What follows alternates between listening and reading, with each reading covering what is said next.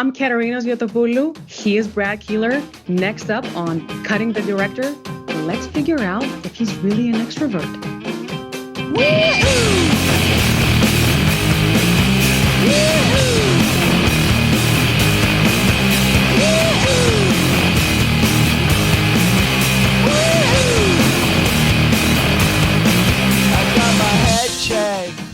Okay, Brad, good morning. Good morning. Hello. Are you ready for our April Fool's Director's Cut? The question is, are you ready for it? I was born ready. I have 10 questions and one bonus one for you. And it's going to be fun, I think, with you. Mm-hmm. I agree. I'm ready. Okay. The first question, which you ask to everyone, okay? In 45 seconds, can you please tell us what a geotechnical engineer does? Oh. I'm counting. So the first thing I'm going to say is I love it when I ask the academics this question. I didn't think of this when I started asking this question, but the stock answer is research, teaching, and service. And I really love that. That is very exciting to me whenever I get that answer. What I tell people, because I get asked a lot, what do geotechnical engineers do? And my standard response is they figure out what happens when you stick something man-made in the ground. Because I think most people can handle that. Like, if you get too deep into it, as I'm sure a lot of you have experienced, people are just kind of like, oh, okay. Figuring out what happens when you stick stuff into the ground, never lose with that one. Okay. You get a good grade. Let's move to the next one. In 45 seconds, can you tell us what your kids would say if we were to ask them what you do for a living? So my kids are 16 and 13, which means there's a lot of sarcasm and I guess we'll be generous and call it wit that goes along with anything they say at this point. And they like to tease me that I am a meeting planner, which I don't know. I'm not very good at that aspect of my job, if that's what I do.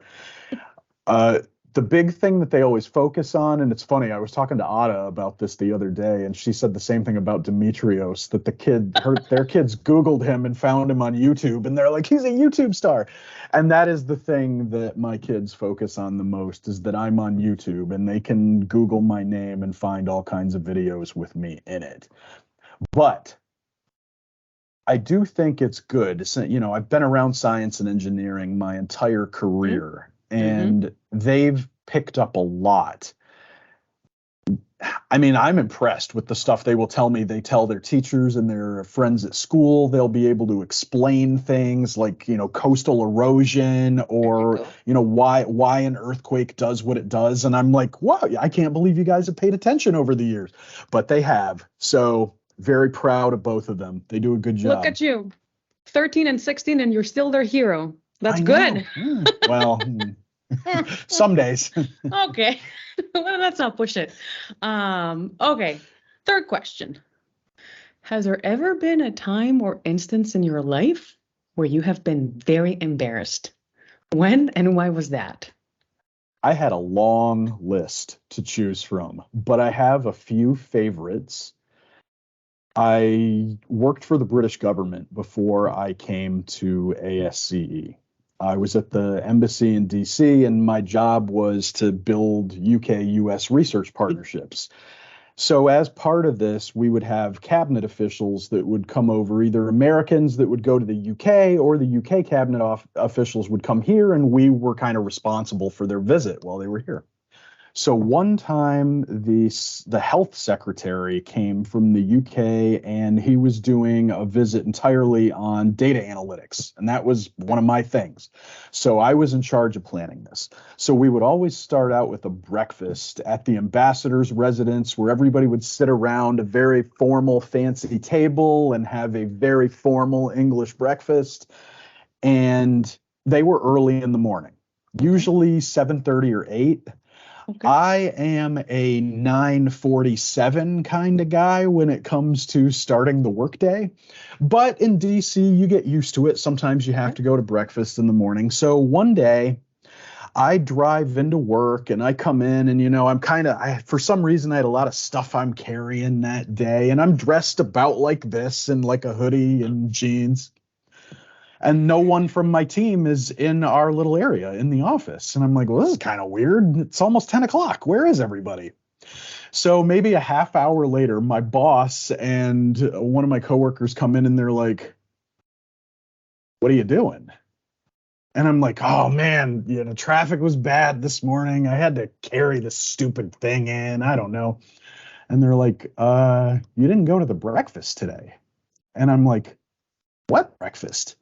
And they're like the health secretary, and I was like, how you have those moments where everything just comes flashing back to you? Oh my And I was goodness. like, was there a tent sign with my name on it? And they're like, oh yeah. And I was like, where was I supposed to be seated? And they're like, right next to the Secretary of Health. And I was like, okay. So because I can be a little flaky, my boss is like, okay, here's what we're going to do. She's like, you had a stressful situation at your kid's school, right? And I was like, not really. And she's like, I don't think you get this. She's like, you had a stressful situation at your kid's school. She's like, you're going to go over in about an hour and tell the ambassador that that's what happened. And that's what I did.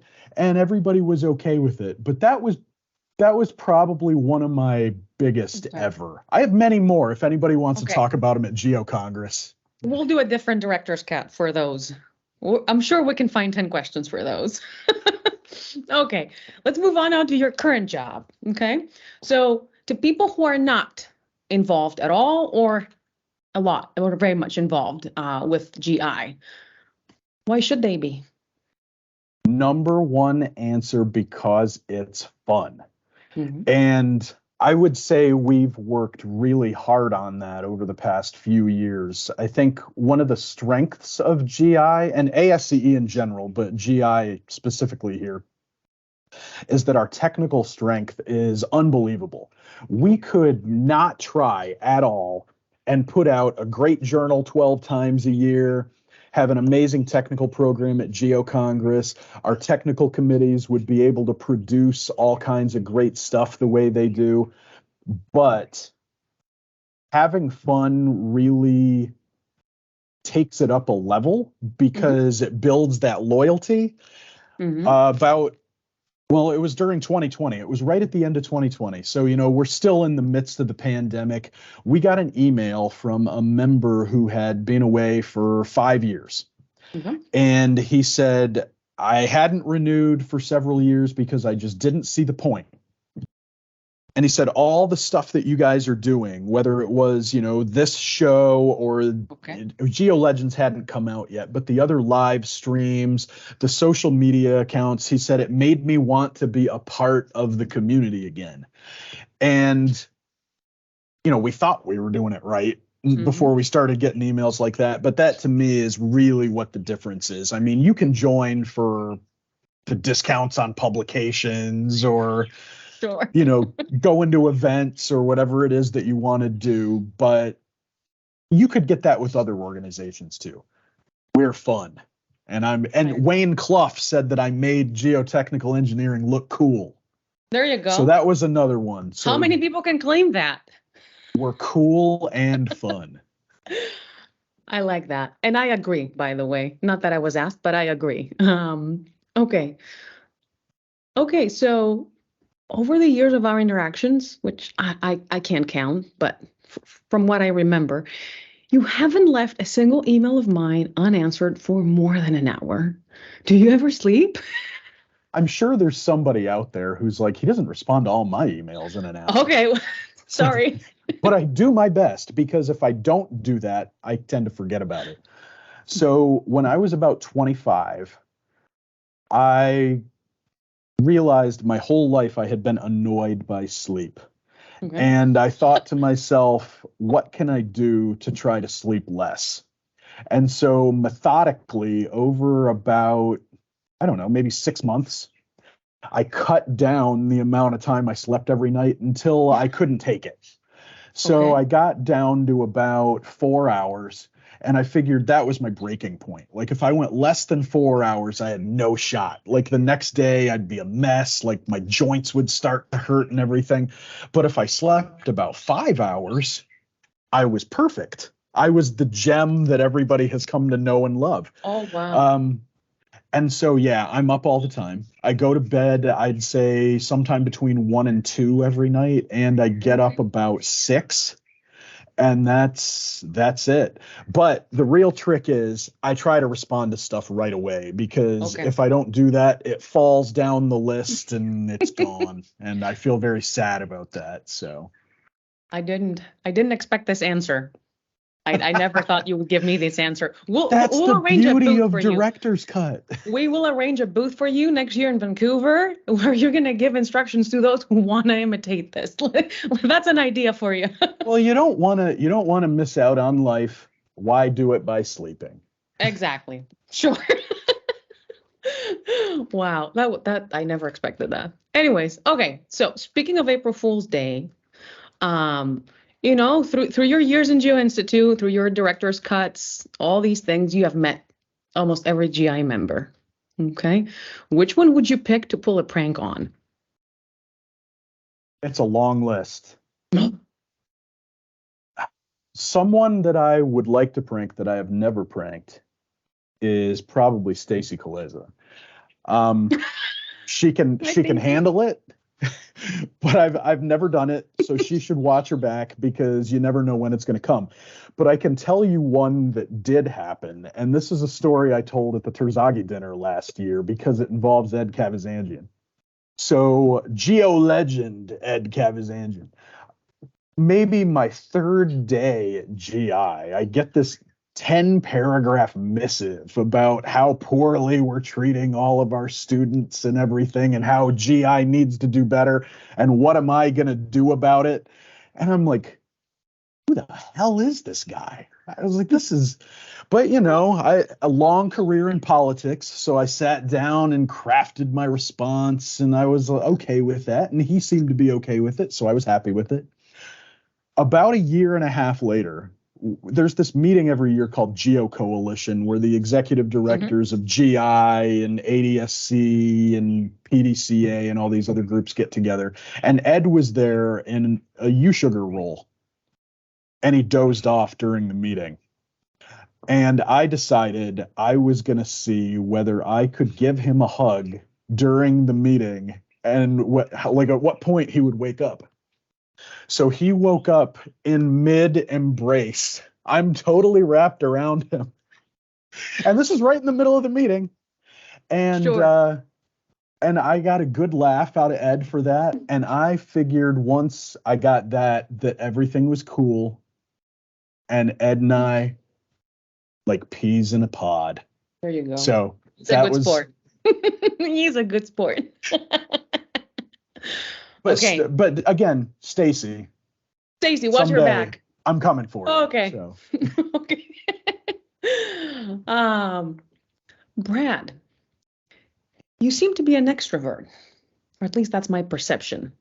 Were you always like that? Is it true? Are you the norm or the exception in your family? So according to Myers-Briggs, that personality test that everyone loved in 2011, I Mm-hmm. am an ENTP. So I'm an extrovert, like to the extreme. Me and Steve Jobs, apparently. Okay. But I know what I've got in the tank every day. And once that's gone, it's gone. Okay. When I go to Geo-Congress, for example, that takes a lot of psyching up. I have to Yes. be really ready for it. And when that day ends, whenever, some days it's late, but when that day ends and I'm done, I am done. Like I don't even know that I'm capable of carrying on a conversation with anybody after that. Mhm. So I won't say that this is all contrived, because that makes it sound very sad and manufactured. But you just got to know like I said, what's in the tank and when it's gone, and go do something else. Okay. Okay. That's interesting. That's very interesting to know about you. Mm-hmm. So don't get me too late in the day, I guess is maybe No. No, no, no, no, no, no. Um, we've heard about your favorite city in the US.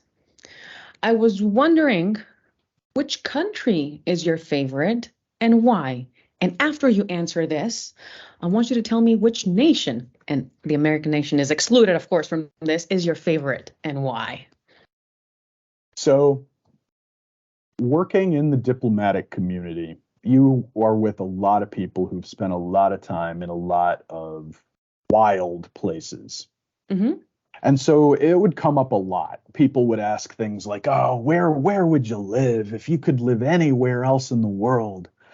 And if it came down to actually like being an inhabitant of another Okay. country for a long That's a time, good criterion. I That's a am good going to criterion. give you the most boring answer ever. Oh my God. Because it's Canada. There And you here's go. why. Here is why. I feel like if you spend enough time in developing countries, you've had that experience where you wake up in the morning and you turn the tap and there's no water, or the power goes out unexpectedly for a Mm-hmm. day and a half and it's 100 degrees outside. And I'm 43 years old. I like stuff to work when I get up in the Okay. morning. So I feel like it's a very different answer if you were talking about living somewhere than it would be about visiting. Because visiting, I've got some good ones. Greenland is Okay. probably at the top of the list Uh-huh. there. Okay. Um, I like extremes. So Okay. Greenland, I think, would be very cool. Mali is another one that I Okay. always thought would be very cool. Um, Central Asia, I've always wanted to go to and have never done it. Kazakhstan, Uzbekistan, Okay. Tajikistan.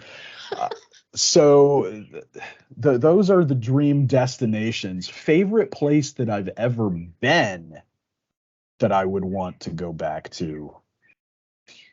It's probably like the rural Philippines. I Okay. dig that a lot. You Never know, been. it's very picturesque.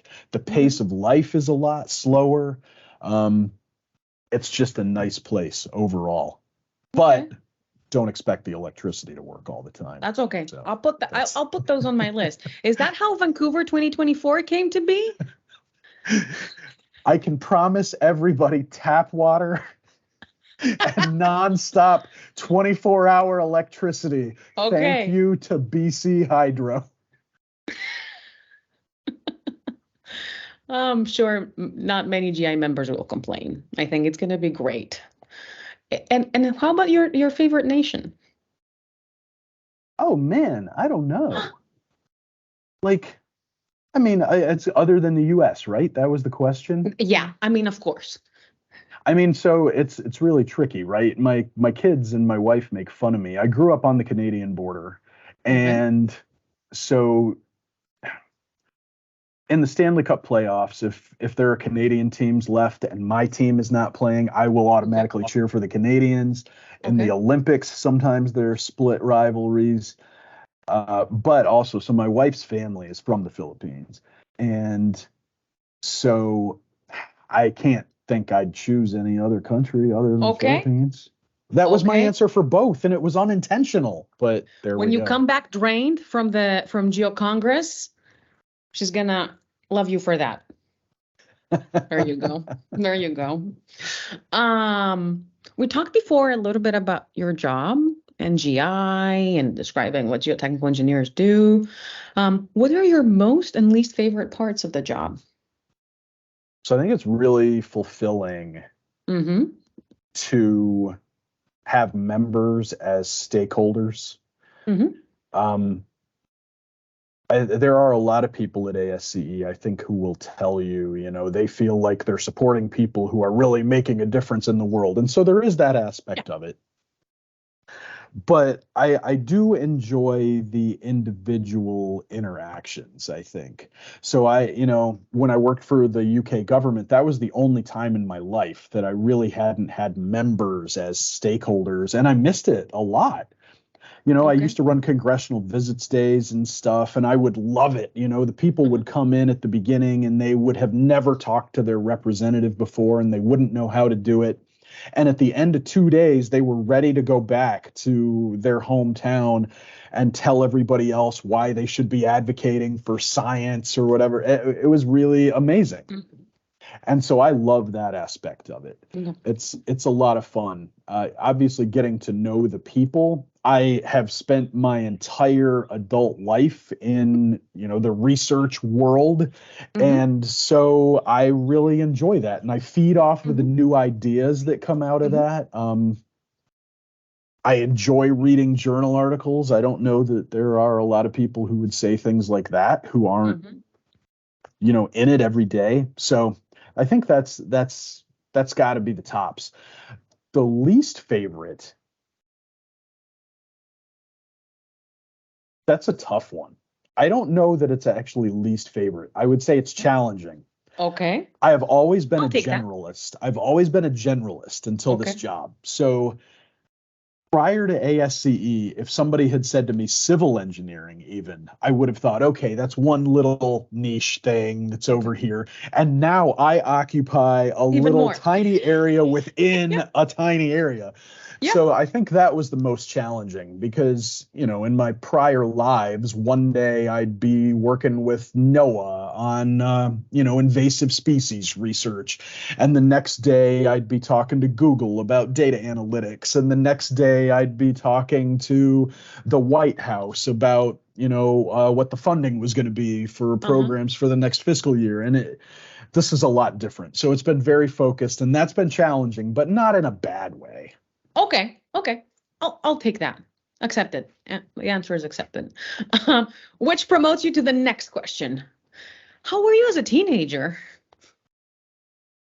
Kind of all over the place. I'm not sure Okay. what answer everybody's going to expect there, but I was like a good student, but I didn't get amazing grades. Okay. I did well when I applied myself.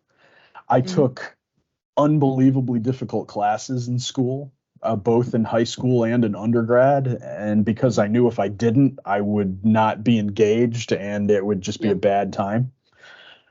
I was into the same things I'm into now. So my life was pretty much like sports and music. Uh-huh. And I was very artsy. I took Okay. art all through high school and even into college.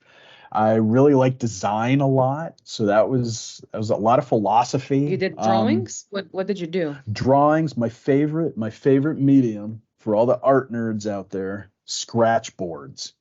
So if Okay. you've never seen this, it's Wow. paper or metal covered in ink, and you create the Hmm. image by scraping off the ink. Uh-huh. And I absolutely loved scratch boards. Wow. So that was fun. My later high school and early college, I was a big punk rocker. Okay. So for a while, I wore a padlock around my neck. I had big boots. Seriously? I had spiked hair. I had the whole deal. And this went on, I'd say even after college. I mean, I probably had a faux hawk, Katerina, as late as like 30. Like I would go to work, I'd be in a full suit with the faux hawk. Um, but you know, yeah, I think I was all over the place. That's the thing. It was the same as now. I did what I wanted. Okay. I had no problem like telling my teacher I got something else to do and getting up and walking out of class and Bye. going and doing it. Yeah. Um, but and everybody was okay with it. I think that was always the thing that everybody was like, what's up with this dude? Like, why is it okay for him to do that, but not me? But I think, you know, it did help me to learn, and this is a good lesson for your adult life too. If you build up credibility with people and you show them that you're really capable and that you can deliver, you're going to get a lot Mhm. more leeway than if you don't do that. A So, memory and a lesson for us. Thank you very yes, much. there you go, There you everybody. go. Thank you. You've graduated. We did 10 questions, but I have another one. I'm ready. And I owe you this one. I really owe you this one from when you asked me. Is there anything you are allergic to? Yeah. And What? the hilarious part is I didn't realize this until I was an adult. Okay. So I have like a dairy allergy. I have an egg allergy. In my old age, I have started to develop seasonal allergies. So when the pollen comes out, I get to be one of those people. So they're not super fun allergies, but they do exist, and I have to acknowledge that now. And it was challenging because when I was younger, I would drink 4 gallons of milk a week, maybe. Mm. I'd sit down to dinner and have 4 glasses of milk, and I got to a point where that would make me violently ill. And so I was like, maybe Oh I my. should stop doing this. I'd eat a dozen eggs for breakfast when I was in high school. I'd literally Uh-huh. make 12 scrambled eggs and sit there and eat them. That's good protein.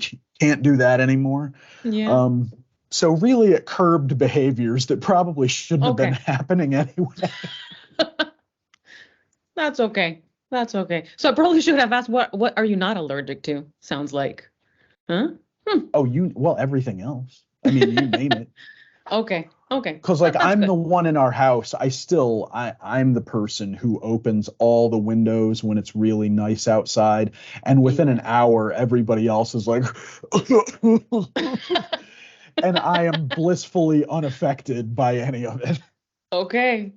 Okay. Yeah, that's a good habit to have, regardless of the consequences.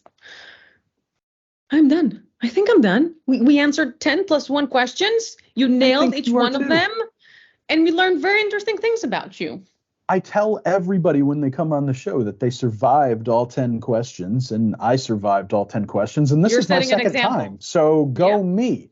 So Yeah. for our viewers, I hope you liked this. If you liked this, and you probably did because you're here at the end, click like, subscribe, get notifications, and of course, we will let you know every time we post something to the YouTube channel.